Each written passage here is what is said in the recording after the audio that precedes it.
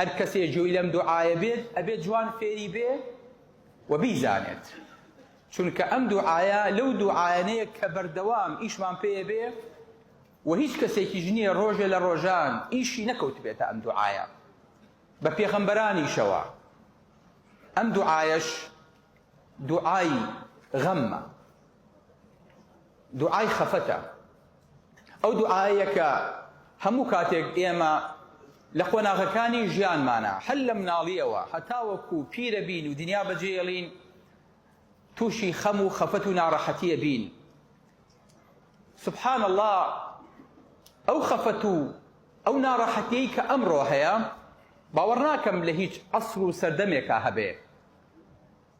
WHO ئەڵێ ڕێژەی خەفەت لە ئینسانەکانە حالیەن کە لە ساڵەکانی پێشترە ساڵی 1990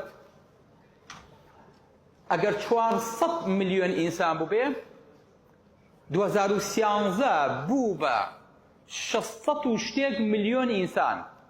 ئێستا 1 ملیار ئینسان کێشەی دەرونیان هەیە. 1 ملیار ئینسان، یعنی لە 8 ملیۆن ملیارێکمان کێشەی دەرونیمان هەیە بە حازری. واتە هەر 8 کەس یەکێکیان پێویستیان بە دکتۆرێکی دەرونیە. بۆیە ئەبینی دکتۆرەکانی دەرونی بەرناکەون.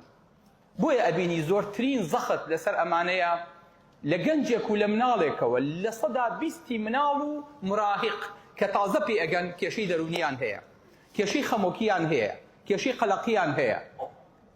بۆ پرسیارمان کردووە لە خۆمان بۆ ئەم هەموو مەشاکیلە ژن نییە لە ماڵەوە کێشەی نەبێ، ژن نییە خەفەتی نەبێ و بەشان و مل و دڵپەلەپەلی و ناڕەحەتی و لەرزین و شەو نەخەوتن دەری نەبڕێ کە زۆربەیان وازان نغودەیانە.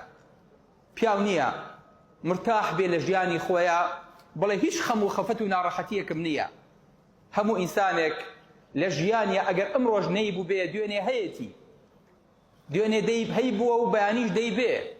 کەواتە زۆر بەمان پێویستمان بەم دوعای پێغەمبەری خوایە صلی الله علیه وسلم بۆ ئەوەی کە هەر کاتێک ناڕەحەتی و دڵتەنگیەک تووشمان بوو، نەک دڵتەنگیەکە بمێنێ و کەمی کەین، بەڵکو ڕێک دڵتەنگیەکە عەکس بێتەوە بێ بە دڵخۆشی.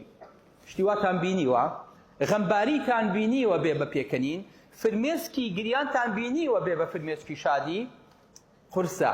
بەڵام پێغەمبەری خوا فێرمانەکە و یەقینیشمان هەیە کە حەقیقەتە کە پێمان ئەڵێ ئەفەرمێ هەر کەسێک تووشی خەم و خەفەت و ناڕەحەتی بوو با بڵێ اللهم إني عبدك وابن عبدك وابن أمتك ناصيتي بيدك ماض في حكمك عدل في قضاؤك أسألك بكل اسم هو لك سميت بها نفسك أو أنزلته في كتابك أو علمته أحدا من خلقك أو استأثرت به في علم الغيب عندك أن تجعل القرآن الكريم ربيع قلبي ونور صدري وجلاء حزني وذهاب همي.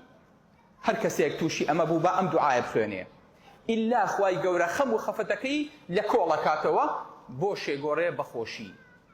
شتی وا ئەبێت بڵێ